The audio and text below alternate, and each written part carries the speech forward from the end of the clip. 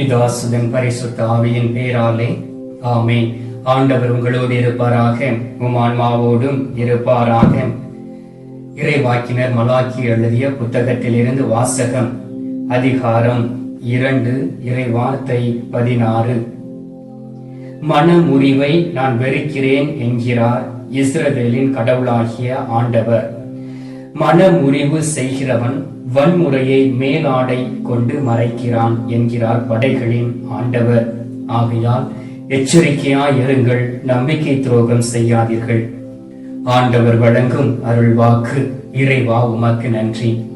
கிறிஸ்துவுக்குள் பிரியமான என் அன்பு சகோதர சகோதரிகளே, நாம் இந்த மாடர்ன் உலகத்தில் நாம் வாழ்ந்து கொண்டு இருக்கின்றோம்.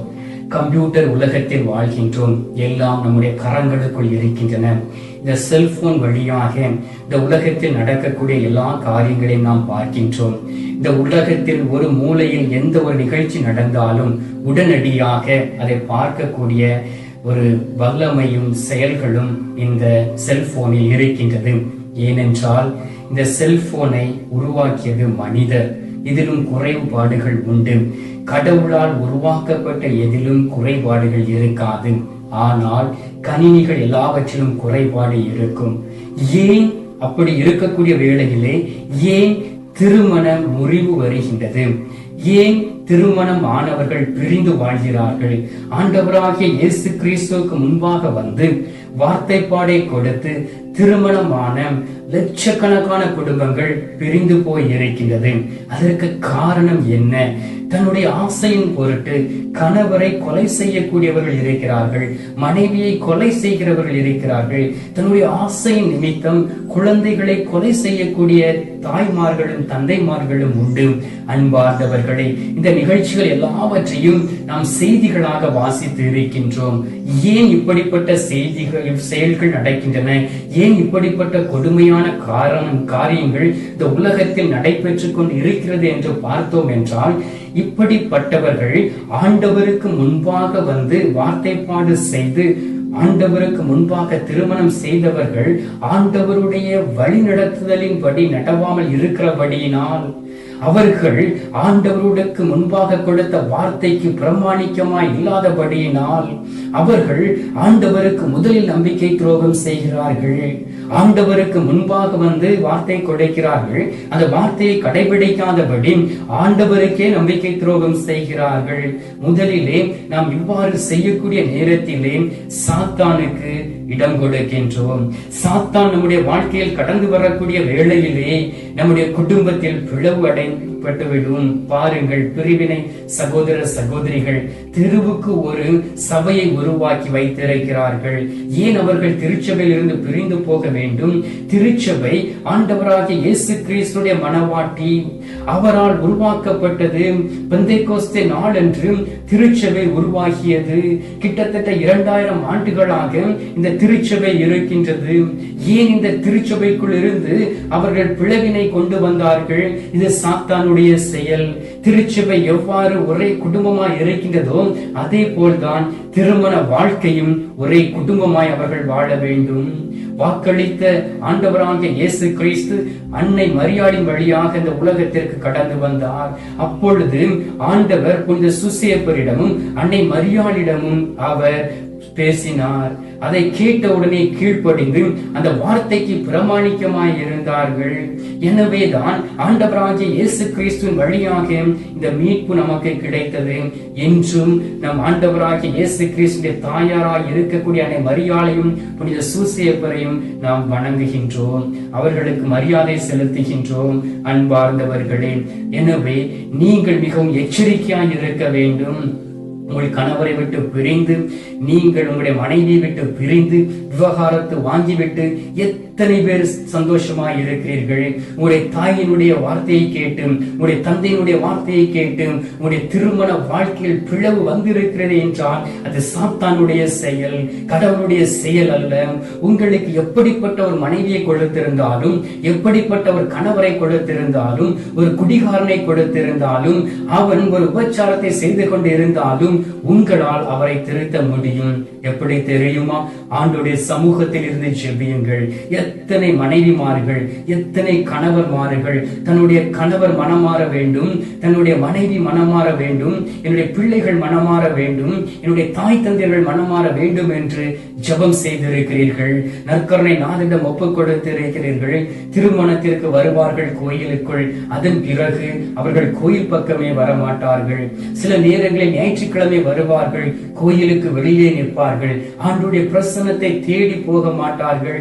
கோயிலுக்கு சென்றாலும் நற்கருணை நாதரை தரிசிக்க மாட்டார்கள், நற்கருணை உட்கொள்ள மாட்டார்கள். ஏனென்றால் அவர்களுக்கு தெரியும் எப்படிப்பட்ட பாவ பழக்க வழக்கங்களை வாழ்ந்து கொண்டு இருக்கிறார்கள் என்று சொல்லி. அன்பார்ந்தவர்களே, இப்படி சூழ்நிலைகள் வரக்கூடிய வேளையிலே ஆண்டவருடைய பிரசன்னம் நம்மோடும் நம்முடைய குடும்பத்தோடும் இருப்பது இல்லை. எனவே ஆண்டவருடைய பிரசன்னம் நம்முடைய குடும்பத்தில் இருக்க வேண்டும். திருமணம் என்கின்ற திருவருட் சாதனத்தின் வழியாக ஆண்டவருடைய பிரசன்னத்தை நீங்கள் பெற்றுக் கொள்கிறீர்கள். அதன்படி பிரமாணிக்கமாய் நீங்கள் வாழக்கூடிய வேளையிலே இந்த மன முறிவை விட்டு, விவகாரத்தை விட்டு, பிரிவினை விட்டு ஒதுங்கி உங்களால் வாழ முடியும். கொலைசியர் 3வது அதிகாரம் 18 இருந்து 19 வரை உள்ள இறை வார்த்தையில் சொல்லப்பட்டு இருக்கின்றது. திருமணமான பெண்களே, உங்கள் கணவருக்கு நீங்கள் பணிந்திருங்கள். ஆண்டவரை சார்ந்து வாழ்வோருக்கு இதுவே தகும். திருமணமான ஆண்களே, உங்கள் மனைவியிடம் அன்பு செலுத்துங்கள், அவர்களை கொடுமைப்படுத்தாதீர்கள் என்று சொல்லி. அன்பார்ந்தவர்களே, சில கணவன்மார்கள் குடித்துவிட்டு வந்து தன்னுடைய மனைவியை எவ்வாறு கொடுமைப்படுத்துகிறார்கள் என்பதை நாம் கேட்கும் பொழுது உண்மையிலே மனம் உடைந்து போகின்றேன், மன வருத்தம் இருக்கின்றது. நீங்கள் ஏன் அவர்களை அன்பு செய்ய தவறுகிறீர்கள்? அவர்கள் உங்களை நம்பிதானே வந்திருக்கிறார்கள். தன்னுடைய தாய் தந்தையரை விட்டு அவர்களை அன்பு செய்யுங்கள். எல்லோரிடம் குறைகள் உண்டு, எல்லோரிடம் பலவீனங்கள் உண்டு, எல்லோரிடம் தவறு உண்டு. அதை நாம் கண்டு அதை எடுத்துரைத்து அவர்களை திருத்த வேண்டும். அதே போன்ற கணவர் ஏதாவது பேசிவிட்டாலும் நீங்கள் அவர்களுக்கு கீழ்ப்படிந்து இருக்க வேண்டும் என்று ஆண்டவருடைய வார்த்தை சொல்லுகின்றது. எனவே நீங்கள் தகுந்த நேரத்தில் அதை எடுத்துரைக்க வேண்டும். உங்களுடைய கணவர் கோபமாய் இருக்கக்கூடிய வேளையிலே நீங்கள் அதற்கு எதிராக நீங்கள் பேசக்கூடாது. பேசிட்டு போகட்டும். அவர் அமைதியாய் இருக்கக்கூடிய நேரத்தில், நல்ல சூழ்நிலைகளை இருக்கக்கூடிய நேரத்தில் அந்த சூழ்நிலைகளை நீங்கள் உருவாக்கி அவரிடம் எடுத்துரைக்கலாம். உண்மையிலே ஆண்டவர் அந்த மனநிலையை தருவார். அதற்கு முன்பாக ஆண்டவருடைய சமூகத்தில் வந்து நீங்கள் ஜெபிக்க வேண்டும். எபேசியர் 5வது அதிகாரம் 31வது வார்த்தையில் சொல்லப்பட்டு இருக்கின்றது. கணவர் தம் தாய் தந்தையை விட்டு தன் மனைவியுடன் ஒன்றித்து இருப்பர், இருவரும் ஒரே உடலாய் இருப்பார்கள். அன்பார்ந்தவர்களே, இந்த உடல் என்பது ஆண்டவர் நமக்கு கொடுத்திருக்கின்றார். இது முழுவதும் ஆசைக்காக அல்ல. ஆண்டவர் இந்த உடலை கொடுத்திருக்கிறார்கள் என்றால் நாம் இந்த உலகத்தில் வாழ்ந்திருக்க வேண்டும். நாம் நமது வழியாக ஆண்டவர் நமக்கு குழந்தை செல்வங்களை கொடுப்பார். அவர்களுக்கு நல்ல ஒரு தாய் தந்தையராய் இருந்து அவர்களை வளர்த்து இந்த உலகத்தில் பல்கி பெருக செய்ய வேண்டும். அதற்காகத்தான் முறையாக ஆண்டவர் திருமணத்தை வைத்திருக்கின்றார். ஆதாம் ஏவாளுக்கு திருமணத்தை ஆண்டவர் முடித்து கொடுத்தவர். இந்த நாட்களில் திருமண வாழ்க்கை உங்களுக்கு கொடுத்திருக்கிறார்கள் என்றால் ஆண்டவர் தான் அதை உருவாக்கி தந்திருக்கின்றார். அதை நீங்கள் ஏற்றுக்கொள்ள வேண்டும். அப்படி இருக்கும் பொழுதுதான் நீங்கள் ஒரே உடலாய் இருந்து ஆண்டவரை மகிமைப்படுத்த வேண்டும். அதை விட்டுவிட்டு கண்டபடி வாழ்ந்துவிட்டு, மனம் போன போக்கில் வாழ்ந்துவிட்டு, செல்கின்ற இடங்களிலெல்லாம் தவறு செய்துவிட்டு நாம் அசுத்தத்தோடு வந்து தன்னுடைய மனைவியோடு வாழக்கூடிய வேளையிலே ஆண்டவர் அதை அருவருக்கின்றார். என்னுடைய கணவர் வெளிநாட்டில் இருக்கின்றார், என்னுடைய கணவர் வேலைக்காக சென்று இருக்கின்றார், நான் மனம் போன வாழ்க்கையில் வாழ்வேன், நான் தனியாக வீட்டில் இருக்கிறேன் என்று சொல்லி நீங்கள் உங்களுடைய வாழ்க்கையை அழிக்கக்கூடிய வேளையிலே ஆண்டவர் சந்திக்கக்கூடிய நேரத்தில் நீங்கள் தப்பவே முடியாது. எனவே எபேசியர் 5வது அதிகாரம் 33வது இறை வார்த்தையில் சொல்லப்பட்டு இருக்கின்றது. மனைவி தன் கணவனுக்கு அஞ்சி வாழ வேண்டும். நீங்கள் உங்கள் கணவனுக்கு அஞ்சி வாழ வேண்டும். பாருங்கள், தினமும் நாம் செய்தித்தாள்களில் படிக்கின்றோம் எத்தனை கொலை குற்றங்கள் நடந்து கொண்டு இருக்கின்றன குடும்பத்திலே. ஏன்? நீங்கள் உங்களுடைய கணவருக்கு பயந்து வாழாமல் இருக்கிறபடியினால், கணவர் தன்னுடைய மனைவி அன்பு செய்யாமல் இருக்கிறபடியினால் இப்படி தவறுகள் நடந்து கொண்டு இருக்கின்றது. எபேசியர் 5:21 சொல்லப்பட்டு இருக்கின்றது. கிறிஸ்துவுக்கு அஞ்சி ஒருவருக்கு ஒருவர் பணிந்திருங்கள். ஏனென்றால் நீங்கள் ஆண்டவருக்கு முன்பாக, இயேசு கிறிஸ்துவுக்கு முன்பாக நீங்கள் வார்த்தை பாடை கொடுத்திருக்கிறீர்கள், பிரமாணிக்கமாய் வாழ்வேன் என்று சொல்லி முடிவு செய்திருக்கிறீர்கள். எனவே ஆண்டவராகிய இயேசு கிறிஸ்துவுக்கு அஞ்சி அவருடைய வழியில் நடங்கள். ஆண்டவர் உங்களை ஆசீர்வதிப்பார். ஒருவேளை உங்களுடைய மனதில் பிரிந்து போக வேண்டும் என்கின்ற எண்ணம் வரலாம். இந்த நாளில் ஆண்டவரிடம் ஒப்புக் கொடுத்து ஜெபியுங்கள். இந்த செய்தியை கேட்டுக்கொண்டு இருக்கக்கூடிய உங்களை ஆண்டவர் இந்த நாளில் தொடுவார். பிரிந்து போயிருக்கிறீர்களாம், ஒப்புரவாகுங்கள். ஆண்டவர் மன முறிவை அருவருக்கின்றார். எனவே ஆண்டவருக்குரிய பிள்ளைகளாய் வாழ்வோம். ஆண்டவர் ஆசீர்வதித்து கொடுத்திருக்கக்கூடிய திருமண வாழ்க்கையிலே பிரமாணிக்கமாய் இருந்து திருக்குடும்பமாய் வாழ்ந்து திருச்சபை கட்டி எழுப்புவோம். ஆண்டவருடைய ஆசீர்வாதத்தை பகிர்ந்து கொள்வோம். இந்த நேரத்தில் சிறிது நேரம் என்னோடு இணைந்து ஜெபிப்பீர்களா? இப்பொழுது நாம் ஜெபிப்போம். எங்கள் பரலோக தந்தை இயேசு கிறிஸ்துவை தூய ஆவியே, தந்தை, இந்த அருமையான காலை பொழுதிலே நீர் எங்களோடு கடந்து வந்து எங்களுடைய குடும்பத்தை ஆசீர்வதிப்பதற்காக, நாங்கள் உம்மிடம் கொடுத்த வார்த்தை பாடை புதுப்பிப்பதற்காக, ஆண்டவரே நீர் எங்களை ஆசீர்வதித்துக் கொண்டிருப்பதற்காக உமக்கு நன்றி சொல்லி உம்மை துதிக்கிறோம். சுவாமி தகப்பனே, இந்த நாளில் நீர் எங்களுக்கு வாக்கு கொடுத்தீரேன், மன முறிவை நான் வெறுக்கிறேன் என்று சொல்லி ஆண்டவரே திருமணத்தை உருவாக்கி வைத்த நீர் பிள்ளைகள் சிறிய சிறிய பிரச்சனைகளினால் பிரிந்து வாழ்ந்து கொண்டு இருக்கிறார்கள். அநேக குடும்பங்கள் ஆண்டவரே உமக்கு உகந்த வாழ்க்கை வாழாதபடி, உம்மிடம் கொடுத்த வார்த்தையின்படி வாழாதபடி, பிரமாணிக்கமாய் இல்லாதபடி வாழ்ந்து கொண்டு இருக்கிறார்கள். இந்த நாளிலும் தகப்பனே, அப்படிப்பட்ட குடும்பங்களை நீர் சந்திப்பீராக.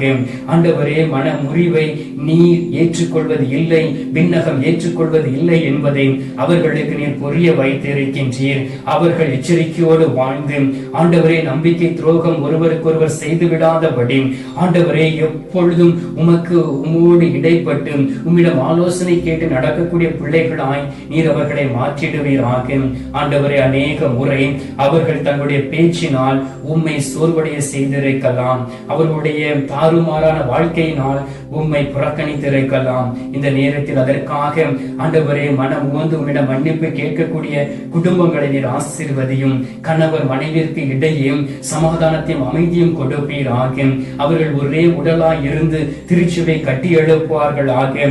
மனைவி தன் கணவனுக்கு அஞ்சு வாழும்படியாகவும், மனைவி தன்னுடைய கணவனை கீழ்ப்படிந்து நடக்கும்படியாகவும், கணவர் தன்னுடைய மனைவி அன்பு செய்து வாழும்படியாகவும் அவர்களுக்கு ஞானத்தையும் அறிவாற்றலையும் கொடுப்பீராக.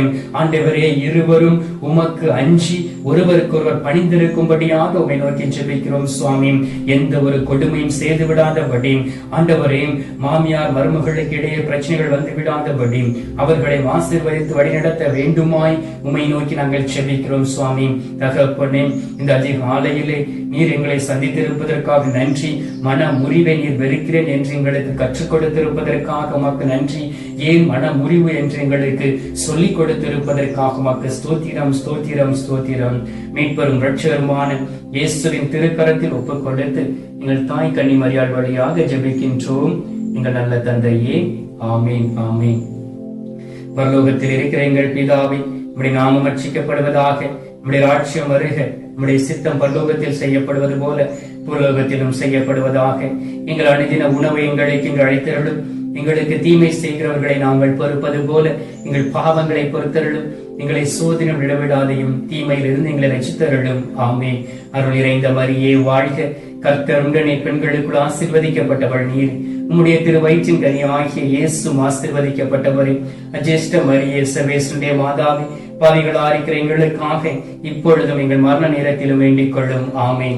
பிதாவுக்கும் சுதனுக்கும் பரிசுத்த ஆவிக்கும் மகிமை உண்டாவதாக. அதில் இருந்தது போல இப்பொழுதும் எப்பொழுதும் என்றென்றும் இருப்பதாக. ஆமேன்.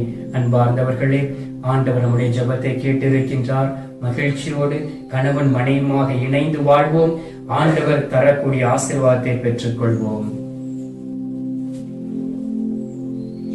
எல்லாம் வல்ல இறைவன் பிதா, சுதன், பரிசுத்த ஆவி உங்களை ஆசீர்வதிப்பாராக. ஆமென்.